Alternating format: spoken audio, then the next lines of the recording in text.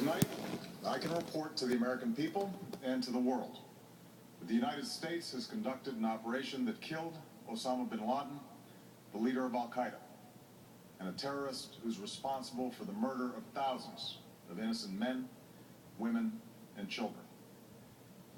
It was nearly 10 years ago that a bright September day was darkened by the worst attack on the American people in our history. The images of 9/11 are seared into our national memory. Hijacked planes cutting through a cloudless September sky, the Twin Towers collapsing to the ground, black smoke billowing up from the Pentagon, the wreckage of Flight 93 in Shanksville, Pennsylvania, where the actions of heroic citizens saved even more heartbreak and destruction.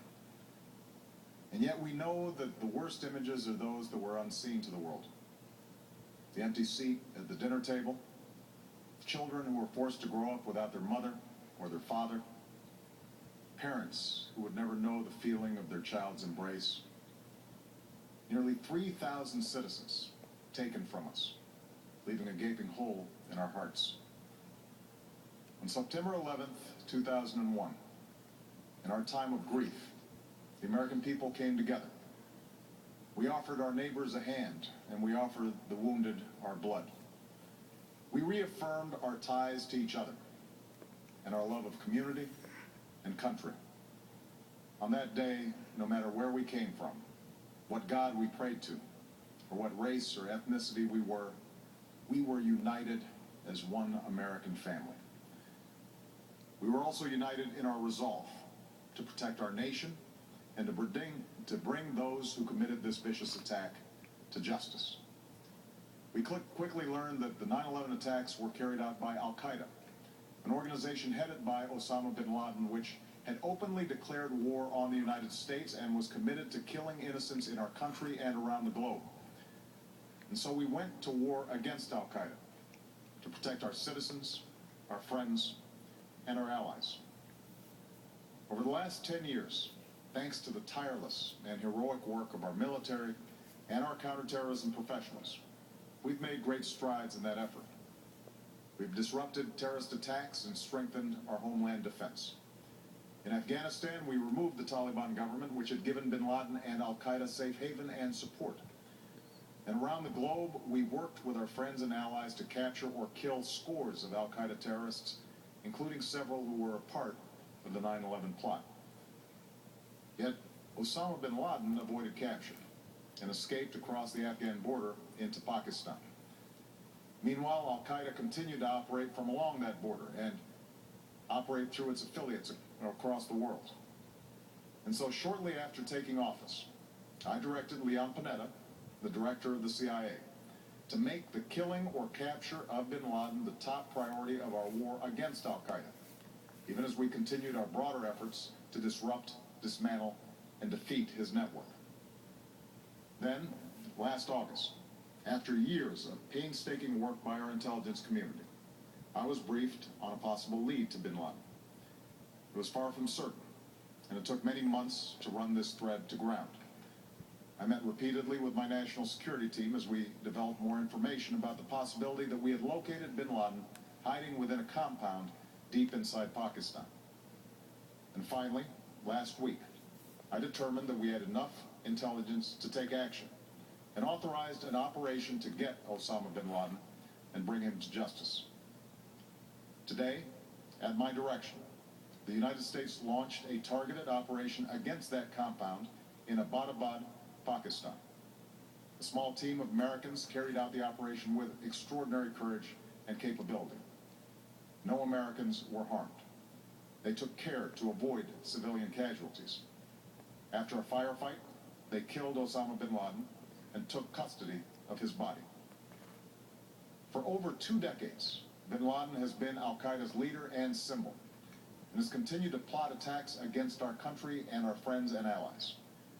The death of bin Laden marks the most significant achievement to date in our nation's effort to defeat Al-Qaeda. Yet his death does not mark the end of our effort. There's no doubt that Al-Qaeda will continue to pursue attacks against us. We must, and we will, remain vigilant at home and abroad.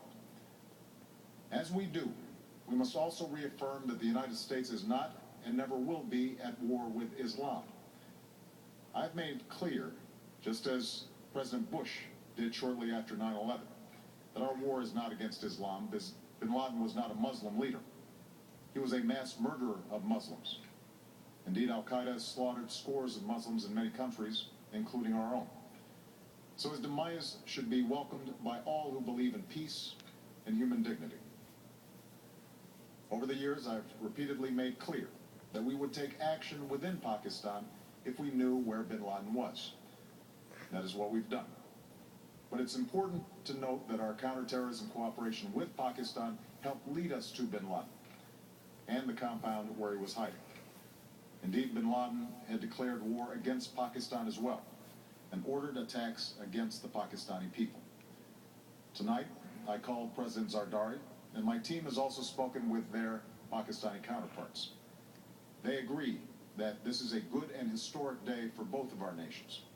And going forward, it is essential that Pakistan continue to join us in the fight against Al-Qaeda and its affiliates. The American people did not choose this fight.